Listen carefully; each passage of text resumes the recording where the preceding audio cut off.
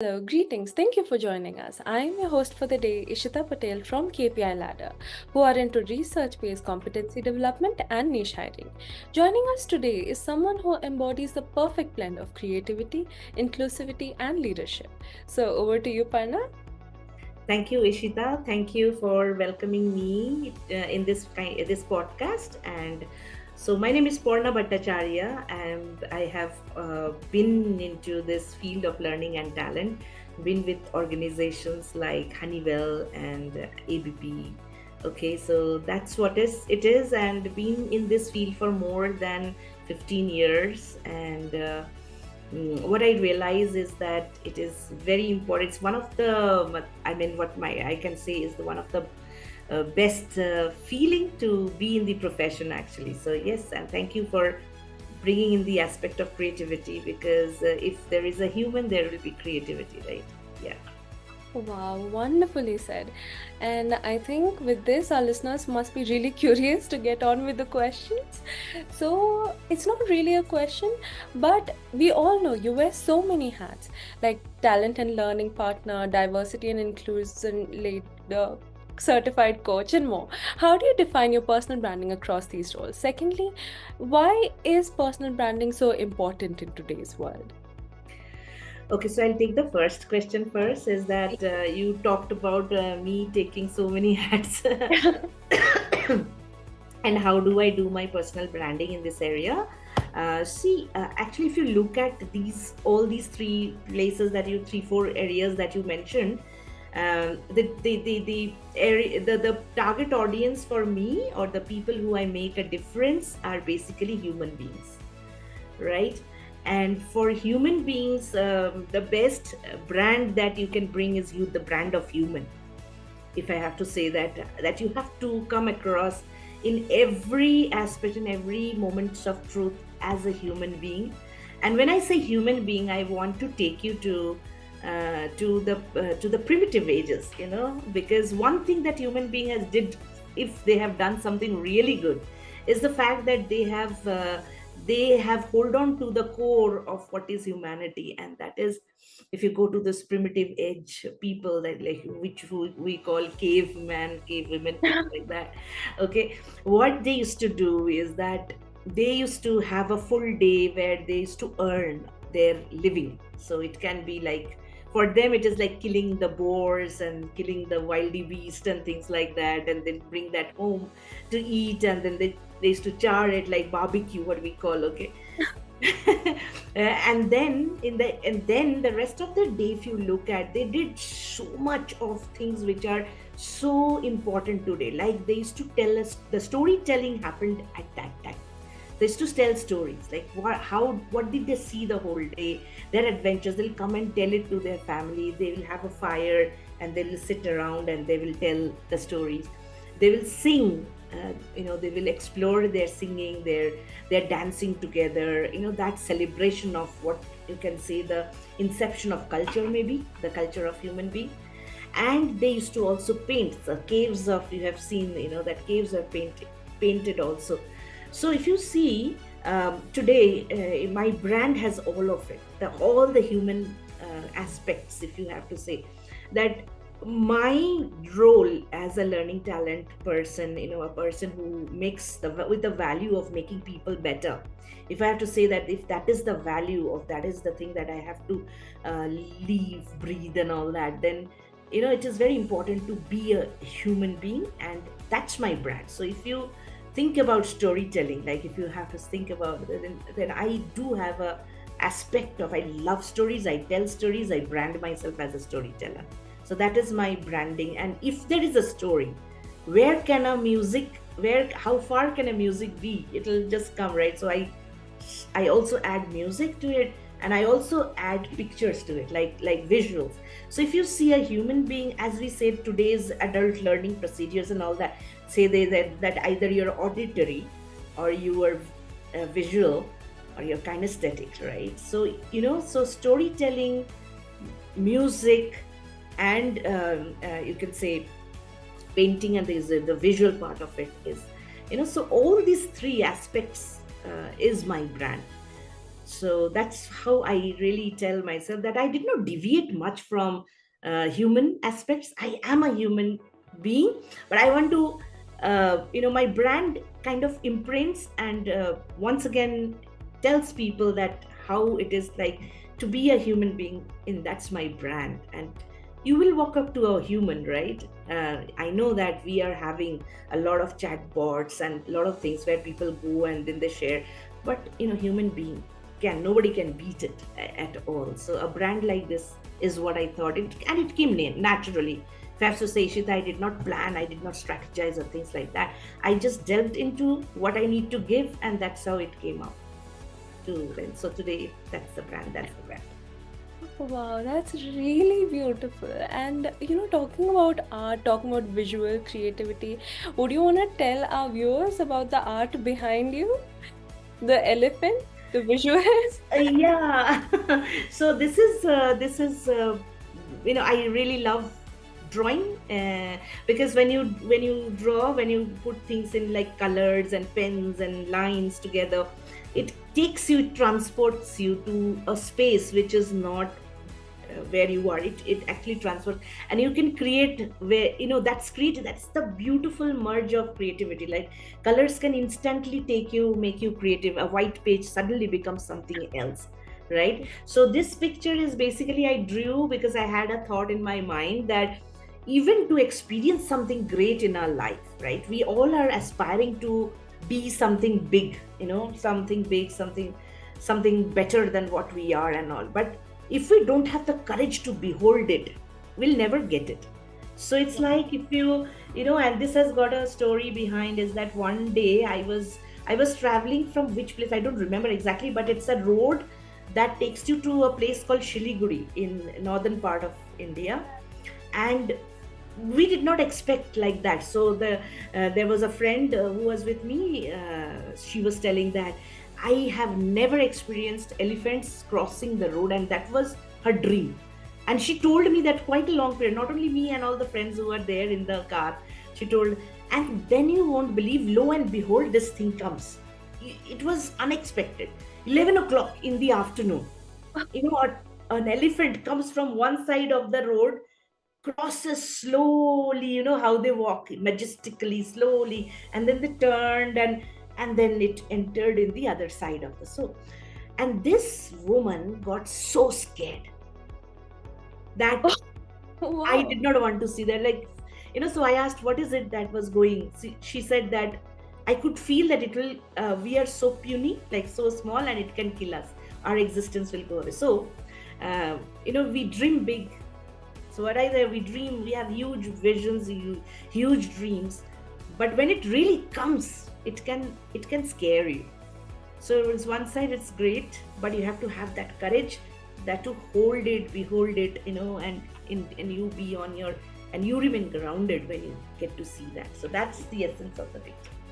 Oh my God, that's once again so wonderful. And I think after listening to you, I had always been wondering whether personal branding is it more about showcasing your strengths or staying true to your core value. And I think with how you are, you have struck the perfect ikigai. Things that you're good at, something that means to the world, and also all this while sticking to your core value. So I think you're doing a wonderful job. Kudos to you. And with this, let's move on to the next question. So, could you You had a share? second part of the question, maybe you asked another Oh, question, right? oh yes, yes. So, why is personal branding so important in today's world? Yes, Yeah. it is very, very important, not only for the world, but also for your own self. So it all starts with you. Like, if you feel that it is important, then it's important. If you think externally that, okay, I have to, because everybody is having a brand, I'll have to build a brand, then you will not hold it. It's not sustainable, right? But if you feel that in today's world, like, if you open up any place, like, you want to learn something, you want to look for a role model tomorrow, if you want to learn an SME, a subject matter expert, there are so many, right? And because today the technology is such that it gives you so much information, so much info, that all of us looks like the clone of the other. right? Isn't it? Like, okay, a learning talent, professional learning talent, there are hundreds and thousands and millions of such, Yeah. right? But each one of us brings a value to it. So it's and not only learning talent, I'm saying any aspects, anyone, like anyone today who's who's selling something, who has a product, who wants to give it and sees value in it. I think each one of us today needs to build that brand first for your own understanding, being absolutely grounded, because that anchors you, and you operate from there, and you don't get deviated. You anything, like it's a home, it's like a home to you, right? Like we all go from a house to the office, and then we come back. Till the time we don't come back, we don't feel good, right? So it is like a home to each other. So that's why I feel that each one of us needs to have a personal brand you enjoy. First of all, you enjoy the work that you are doing, because if you are always promoting your brand, okay, that's one. And the product. So the other day, my cousin came to my house on this Sunday, and then he was telling that, what is your product? You're a learning talent HR person, what's your product, right? So the product is what you believe in. It can be a learning program, can be your product, or a concept, a cultural change, that is your product. Okay, that's how you, and how you influence. So each one of us, if you see core today, whoever is listening, each one of us are trying to sell or influence something, and that becomes your product. Like if you do a little, then you have a brand, you have a product, and if you sync both of them, then that's it. That's the beautiful way you can navigate. And there's so much of abundance in this world, you will definitely get picked up like that. Great. The way you put up this synergy, I think it is something that everyone must, focus to achieving. Absolutely, it's amazing, it's wondrous. Like I feel that this is also creativity. This is also, if you don't create, everything will become so mundane, right? Isn't it? So yeah. Absolutely. That's something I think if all of our listeners, we must really inculcate that in our lives. Sure. Now, going forward with this, when when was a moment or time where you realized that your brand was really starting to resonate with people? Is there any instance as such? See, I'll tell you again a story. I did not, again, like, so I always say that there is an identity. You have an identity, and that is a brand you're trying to create, or a brand which is also getting created. And you then, when you come to know how you fit your identity and the brand, so in between is the sweet spot. If you understand that, then you start strategizing it, and you be more mindful about your brand, right? So identity is the subconscious process, and this is a conscious process, if you have to say. So I'll tell you how I really first understood this, that it was during the time of COVID. I had nothing to do. In the day, I used to kind of do the job, like online, this thing, no face-to-face trainings, already demotivated, because I love standing in front of people, right? Anyway, so that those things, and then I realized that I actually created micro learnings and all of that. That's the part till 6:30, 7 o'clock, my work time, right? After that, what do you do? So you have so much of energy, and the lockdown and all that, nothing is, you can't go out, okay? So I thought of, why don't I tell a story to the people in the social media, who are like, everybody is only posting worries, worries, and worries, and worries, and worries, right? And that's when I thought, let me tell a story in the midst of so much of worry, so much of death, so much of insecurities and all. Let me bring a story. So I started telling the story, which is again in where I'll be in my skin, and which I can offer to anyone. So it's my favorite genre is supernatural, psycho killers, and psycho, all these kind of things, thrillers, those kind of things, psychological thrillers and things like that. Not proper ghosts in wheat, okay, not like that. Mehta dalke, no. So not that real thing, that a white thing comes in a white sari, not like that, but it's like a very different, like you think a different way through the story.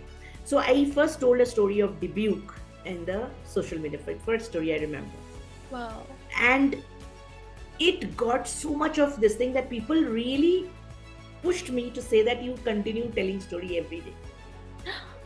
And that's why I found that, okay, then people started they themselves started tagging me as storyteller Purna Bhattacharya. Okay, Wow. imagine. So it's not, it's so, it came from, it's then something that came from external. So then that's the first thing, and then I really started curating my stories, really became like, that's where identity that came. And then the conscious part came, and then I realized, and then when I saw that I get so much traction when I tell, that's my first, well, understood that yes, maybe my brand can be of a storyteller. That's my first understanding. And the second big moment is when KPI Ladder said that want to talk to you about your branding. So I think it is kind of it's there. So that's how, this is again a second realization, if you say, yeah. So that's how it is. And a little bit like I realize, I always hear from people in my colleagues and all, that whenever it's come to something innovative, something creativity, they always involve me in those. So yes, these are the ways I realize that is there. Wonderful. We are truly grateful, and I'm sure we have discovered a gem. And I'm so glad our audience is able to get to know you through this. So, one question. So, what about the people who struggle to find their creative voices? What advice would you give it to them? I'll say that the word creativity again is a big, sometimes it used to scare me as well, Ishita. That whenever, this new thing in the year 2015 or something, suddenly that creativity thing came in the whole thing, right? Suddenly everybody wants to become innovative, and those words like innovation, all organizations are into innovations and creativity. And it's too scare me. And I used to think, what will I innovate? Like the moment you think of innovation, you think about those like, people like Isaac Newton and things like that. I was thinking about that too. Isn't it? Then I said that, oh, what? Okay, the red apple fell on Isaac Newton. Maybe a green apple doesn't fall on me. So I thought like that. But then slowly I realized, then, things like this design thinking came in. Like I actually went through those workshops and all. Then I realized that creativity, should not be very scared of it. It is there inside. Okay, I'll tell you a very interesting thing for anyone who's really struggling to be creative. I'll tell you, pick up a pen and a piece of paper, like a notepad, and start writing your day. So the moment you can make a white paper something else, that is creativity. Is, in a simply put, if I have to say simply. So that much I can do. I can at least write one line, and if one line and there's a huge space, let me make it big. That today I somehow made through the day. That can be creativity. Can make it beautiful or whatever. Write it in straight line, left line, or. So I'm saying creativity. You have to it itself. The moment you start, there's a button, and it's a very easy button. It's like a push, right? A small push. The moment you do it, and it is about consistency. Like you cannot say that, okay, today I'll be creative and then I don't know, tomorrow I'll not be creative. It cannot happen. So if you think putting down my thoughts in a white sheet of paper is my little bit of creativity, do it daily. Put a time. If it is after dinner, 9 o'clock, just before going to the bed, if you do it daily, and then you will see after a period of time, creativity is something which you don't do, it makes you do. It's like that. Because if I tell that the various kundalinis that we have, like most of the time we operate from, the basic kundalinis, right? There are a lot of 8 like chakras and all that. Anahata chakra is the chakra of creativity, which is in between the chakras that makes you do your daily chores, like your daily transactional chakras, versus your chakras where you want to aspire for big. So it is a beautiful mid path. So creativity is like this, so delicate. It ties both, so allow it, and it will do. That miracle will be done by itself. So like that. Oh, wow. So I think a lot of times people pursue creativity like a pursuit, but rather it is a sense of being, right? Yes, That you just tap into it and that's it. Let it do the wonder for you. yes. Wow. Absolutely. It's also an exploration. Like, if I'll say, people who loves to explore life, they'll Mhm. get it. And somebody, people who are very insecure and very scared and wants to go in one line that has been led by ages and ages, people like historian from histories, then it is like you have to be little courageous about it. You have to be little, you have to do a little let go. You have to also accept yourself that you are not so good here, or you have to accept of the fact, okay, I tried but it did not happen, failure, all that thing. You have to be very kind also to your own self, and then it will come, it will flourish. If you're Wonderful. not kind, people who are unkind to themselves cannot be creative. Mhm. I think this is one term that I think initially when we met also, this word of yours, be kind to yourself, it's now actually like a mantra. I keep saying that to myself also when I'm being too hard on myself, and things seem to just flow in easier when you take the Yes, overthinking aspect out of it and absolutely. just believe in the form of things. Absolutely. Actually, you are not here to gain something. You're over here to play, and the play the best game and just have the fun. Have you? What game do you play, Ishita? Like any sport that you love? I think I'm a badminton girly. Like Badminton. people I talk just about got it it. somehow. I don't know. I knew you were. I don't know how, but I just got that vibe that you must play badminton. Wow. What So so sport are do you into? sorry.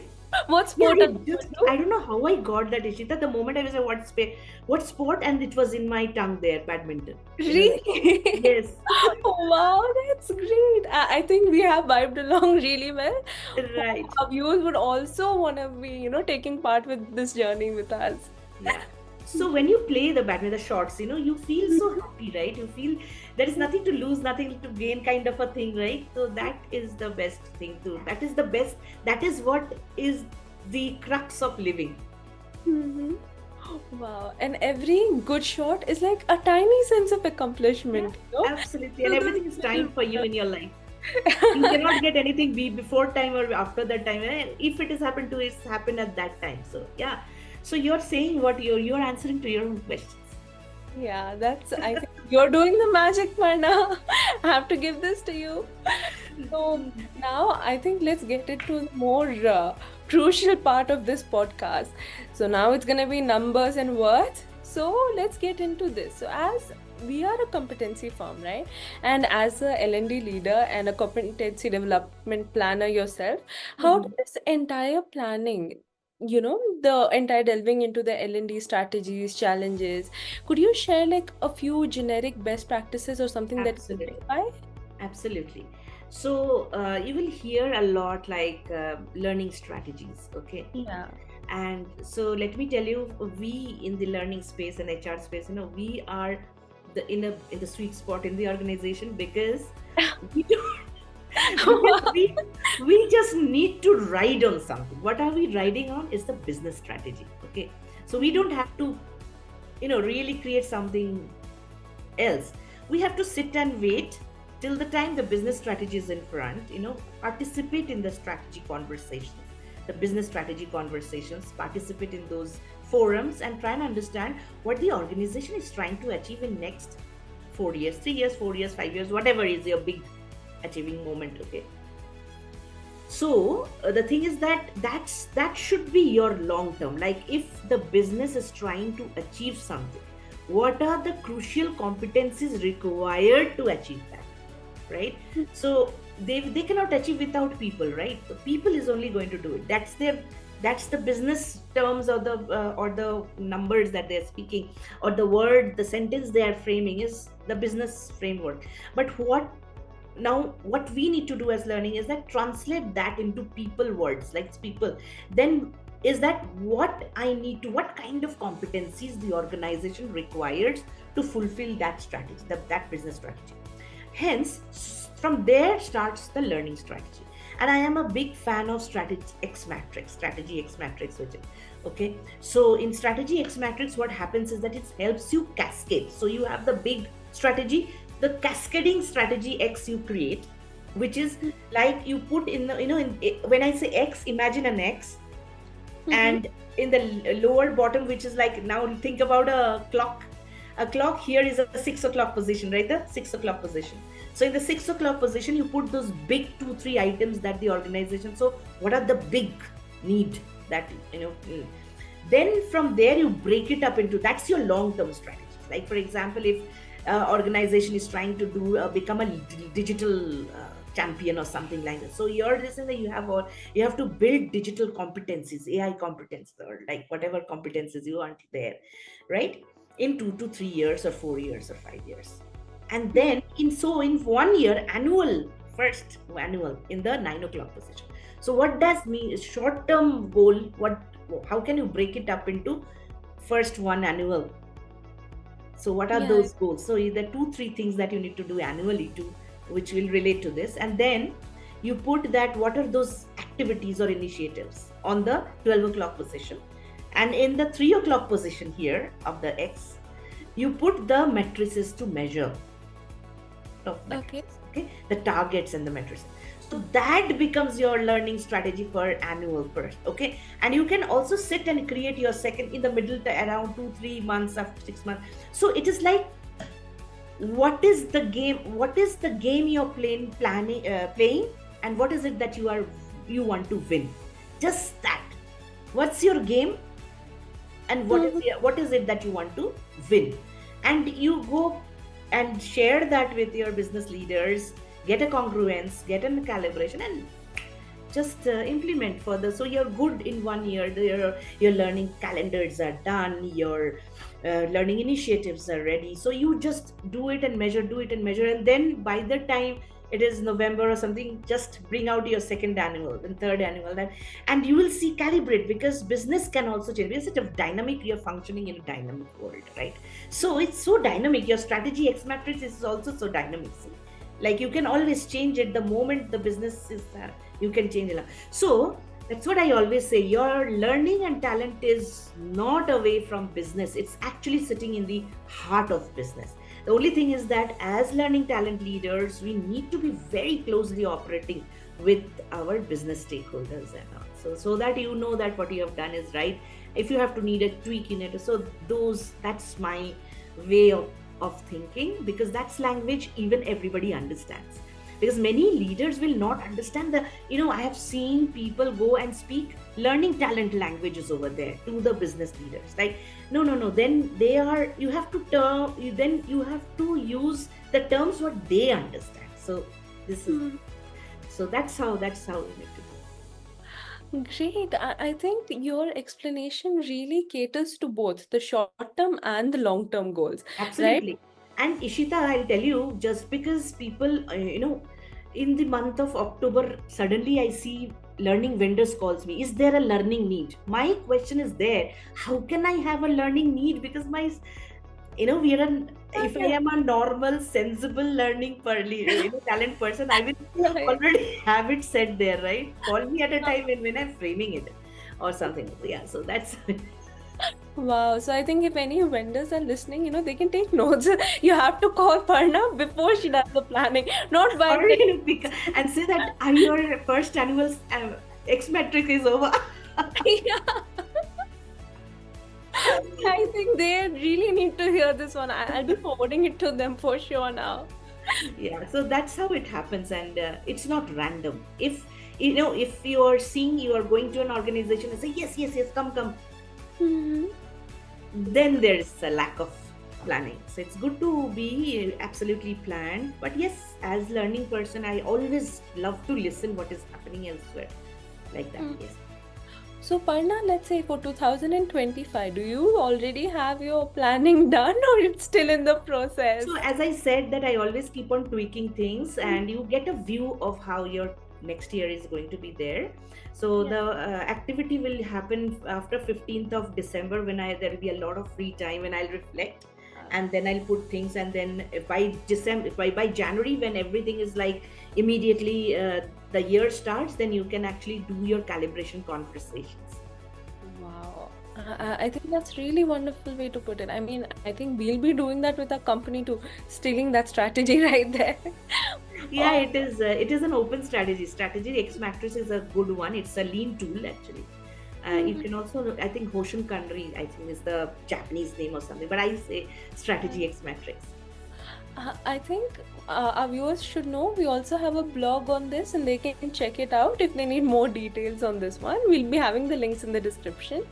So, now coming to another fun part of this podcast, and unfortunately the last one. But since you're passionate about generative AI and personality assessment, how do you see Gen AI really shaping the workspace today? Shaping the workspace is, I don't know that much, but I am very excited about the new robo that has come from Tesla. Yeah, yeah. Yeah, it can make drinks, and it can kind of talk like humans, but again, you can understand it's like not that human as well, but we are okay with that level of human. But I'm saying yes, it's a very, very interesting. I'm very interested in this, but I'll tell in the assessment parts and all of that, maybe it will bring some efficiency, but I see a lot of value of AI in the place of talent and inclusion, you know Hmm. like with AI, with chat gpts and the various other AI tools. um, if it is used well, with the with net internet going so vast in our country, you know if like if I want to start with the diversity dimension, like women, like the gender diversity dimension, then you say that a lot of women cannot enter into the learning, in a sense that other learning aspects, because they're after their preliminary learning, most of the time they get married and all that, and they cannot pursue higher studies. But in the concept like AI, in here this there is a huge opportunity, right? That is number one. Number two is that with AI you can actually learn languages. There are great apps you have seen that it teaches you how to, let's get into how to, let's speak in English. Those kind of chats bots are there. So language learning is a good thing. I think these kind of these are very very these are very very good to the humanity, I will say. And that's how we will get a lot of talents for ready for us. That's in the workplace, if I have to say. So that's Mhm. there. I am sure bigger things are happening in more areas, but I'm just telling in the very, I'll just tell you another very beautiful story, that I was creating a story and I was hard pressed on time. Like I had so much of like calls in the whole day, and then I really, I also said today I have to post this story. Okay. In LinkedIn, there is one story called The Face, and there I told that if I have to do the voice myself, then it will take another 1 hour, and it was 12 o'clock already in the night. Then I thought, why not use AI generative voice generator? And I just had to do cut copy paste of the English language, the story that I've written. I just have to put it there, and it will read it out for me. I just have to synchronize the pictures as the story goes, and in maybe in 5-6 minutes it is done. But if I had to do it through my voice, it would have taken another 45 minutes to 1 hour, right? So Wow. I feel, now imagine how great, like if today if someone who is speech impaired or something like that, like from the dimensions of abilities, if you have to see, Yeah. if they use voice generate, there's a voice, and it's so amazing. And these are the things I think we can break the barriers through AI, and I see that coming big way. And I'm a big supporter. I'm learning. I cannot say that I know it all, but I really as a part of my continuous learning, AI learning, generative AIs and all is my part of continuous learning, and I spend at least 15 minutes every single day to learn AI. Wow, that is great. And I think this is really important for the people who have, really believe that notion that AI is going to replace us. Yes. It's a tool at the end of the It day. is, it is. I'll tell you, even I have a YouTube channel called Horror Potions where I tell ghost stories, and the thumbnails become so great after I used AI images. Like I have to just tell, I need to know the prompt really well, that what kind of image I want them to create for me, and in few seconds it's there. Wow, would you like to share it with us? Do you have that available at the moment? Let me see. Let me see. I have it with me, Mm-hmm. but then I have to share my screen. Just a moment to let me know if you can. Please, please. And meanwhile, I think even prompting has become a part of creativity. Right. How well Absolutely. are you able to express it, articulate your words, the better the imagery comes out. That's right. So, can you see my screen? Yes, yes, we can see it. This is your channel, right? So yes, this is my channel, and if you look at this, this is the kind of images that I'm creating today. And I'm Mm-hmm. going to tell you the images that I used to create like 4 5 months ago. So look at this, like very simple images, very basic images. Somewhere, like I have drawn this. This is my drawing, right? So, but these are not very professional, right? Very not that professional kind of. See, this is not professional thumbnail at all. Okay, but when I am showing, sorry, Yeah. but if I go up over here, look at the images that I have created today. They are so amazing. So look at this thumbnail, the pic Uh-huh. thumbnail. So amazing. This so these are like really talking. It's telling you what are you going to expect from the story. And I have seen a lot of people get. I can attract people more for the stories with this kind of. Mm-hmm. Wonderful. Like the dog one, that Yes. was, it really spoke, right? You Oh don't yeah, have yeah.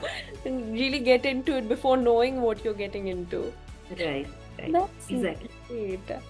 So, of course, now we must decide, how we use AI and responsibility ethics. That's another new chapter. Absolutely, absolutely. We have to be very mindful that we should not put anything of our organizations in that. But for other general things, just to get inspired or get information or make your content better, you make your email better, make your communication better, make your structure of your sessions better. Please, I think AI can be very good. It's like a coach. Wow, that is really well done. And I think we all can take mental notes about these. And I hate to end this, but before we do that, could you share your own personal mantra or a quote that you really abide by? I always tell, I mean, now it has become my DNA is that be in your skin. Don't be shy to show who you are. We all are, are over here for a brief period of time. If you don't enjoy that, if you don't be what you are, you don't explore yourself, then that life is not meant or worth living. So there is the reason I always tell that why this earth is so beautiful, why this world is so beautiful. It is made only for us to enjoy the beauty. So we must be here, and don't and not worry about things which will always Mm-hmm. make our present bad. So let things happen, tackle it with a happy mind. Mm-hmm. And if you are genuine, you will see a lot of help coming your way, even if you are alone, right? So it's no worries. At the end of the day, believe on humanity.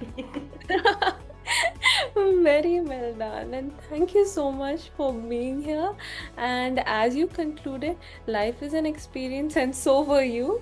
So, thank you for gracing us and the audience. And I'm so sure I was able to learn so much in just these few minutes. I'm sure they are gonna be too. And we are anticipating your presence with us more. So, Sure. thanks a lot. I will be happy, Ishita, to be and discuss and chat more. Mhm. Thanks a Thank lot, you. Parna. Lovely having you. Bye Thank bye. you. Bye.